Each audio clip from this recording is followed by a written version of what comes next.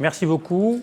Le temps que ça se charge, je vous remercie pour l'invitation et je voudrais remercier Madame Farge et toute son équipe, Pauline, Valentina et Cadney, d'avoir proposé cette réunion, cette troisième réunion qui est encore un succès malgré la grève, tant sur l'organisation que sur toutes les interventions très passionnantes qu'on a eues aujourd'hui. Et je finis par les remercier de m'avoir invité pour parler de cet essai thérapeutique qui va débuter incessamment sous peu, coordonné par Toulouse et qui est multicentrique avec un certain nombre de centres dans la salle qui y participeront.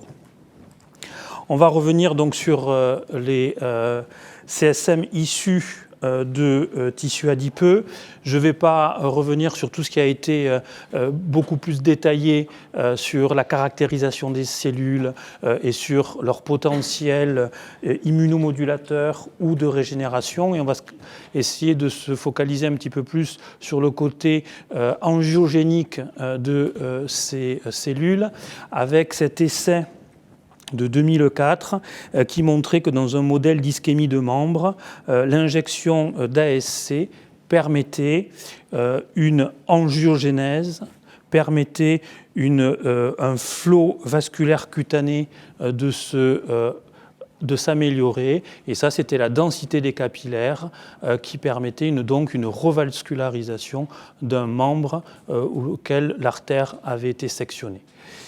Du point de vue clinique, c'était ça qui avait permis d'initier sur Toulouse par ma collègue le docteur Burat-Rivière sur les ischémies critiques de membres dans l'artériopathie oblitérante des membres inférieurs, un essai de phase 1 où l'injection d'ASC avait permis d'améliorer la diminution donc, de la surface de cette plaie vasculaire, de cet ulcère artériel chronique, ainsi que l'oxygénation tissulaire. Et la phase 2, contrôlée, a débuté en début d'année. Fort de cette expérience toulousaine, l'idée était d'appliquer ça à la sclérodermie systémique. Je ne vais pas vous refaire la physiopathologie de cette maladie qui n'est pas encore complètement comprise, mais on va se focaliser sur la vasculopathie digitale, avec des mécanismes de fibrose, mais des mécanismes vasculopathiques et un peu d'auto-immunité. Et comme les orateurs précédents l'ont très bien démontré, cette ASC a le potentiel de pouvoir améliorer ça.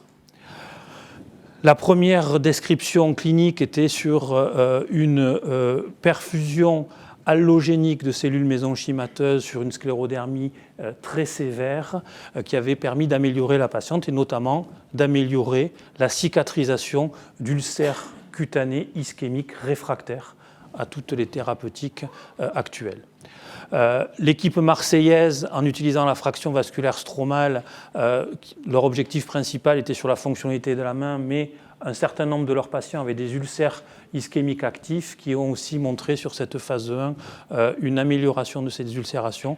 Et Nicoletta Del Papa, qui n'a pas pu être parmi nous aujourd'hui, a mené un essai de phase 1, puis de phase 2, en montrant ici la douleur liée à l'ulcération cardinale ischémique dans la sclérodermie systémique et l'augmentation du réseau capillaire après injection de tissu adipeux autour de l'ulcère cardinal digital. Et son essai qui a été publié il y a 1 an et demi maintenant retrouve en comparatif donc une cicatrisation de ces ulcères, la diminution de la récidive, la diminution de la douleur ici par rapport au groupe contrôle où ça ne bouge pas et l'augmentation du flux capillaire par rapport au groupe contrôle. Et ça fait la base de l'essai que nous avons proposé au financement PHRC il y a 2 ans maintenant, d'injecter des cellules souches mésenchymateuses cultivées issues du tissu adipeux pour cicatriser ces ulcères digitaux ischémiques pour lesquels il n'y a pas d'alternative thérapeutique validée dans cette maladie systémique auto-immune. Les critères d'inclusion seront des patients qui ont une sclérodermie et qui ont un ulcère digital ischémique chronique, malgré les traitements standards recommandés depuis 8 à 12 semaines. Un ulcère actif ou plusieurs, la mesure de l'évaluation de cette cicatrisation sera fait sur l'ulcère cardinal. Nous exclurons les patients qui nécessitent un traitement chirurgical immédiat comme une amputation avec une ischémie critique dépassée. Les patients infectés, bien entendu, seront un critère d'exclusion momentanée. Les patients fumeurs et ceux qui doivent bénéficier d'une thérapie cellulaire pour une maladie très évolutive et pas seulement pour l'ulcère digital, ils seront bien sûr adressés pour autogreffe de cellules souches hématopoïétiques en priorité. Et le critère de jugement sera donc de calculer la proportion de ces ulcères réfractaires qui vont guérir complètement ou partiellement à 16 semaines.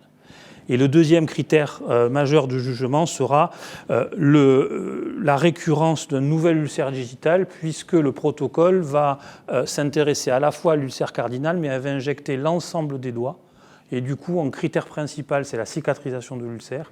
Et en critère secondaire, la diminution de la récidive de ces ulcères, puisqu'il y a 50% de ces patients qui récidivent et plus de 35 à 40% des patients qui ont une sclérodermie systémique auront un ou plusieurs événements de ce type.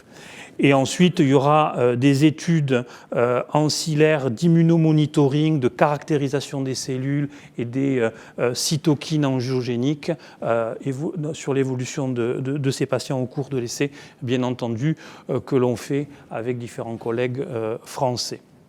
Du coup, un essai multicentrique. Le CPP vient d'être accepté. Nous avons répondu à l'ANSM la semaine dernière. On est en passe d'ouvrir pour le mois prochain, j'espère, le centre coordinateur à Toulouse.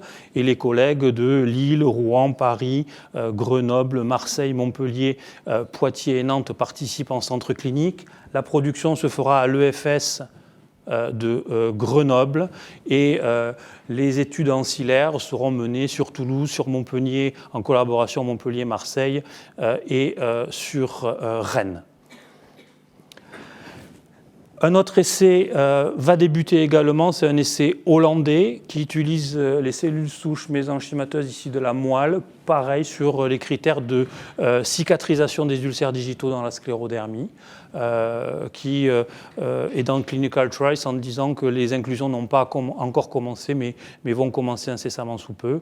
Et la suite, si on arrive à mener à bien cet essai, serait de pouvoir proposer à un plus grand nombre de patients ces thérapeutiques et du coup passer à des ASC allogéniques à partir de biobanques et avec des partenariats industriels pour essayer de faire un essai à plus grande ampleur et probablement au niveau plus que français et européen avec les équipes qui sont impliquées dans ce type de prise en charge au niveau de l'EBMT et autres.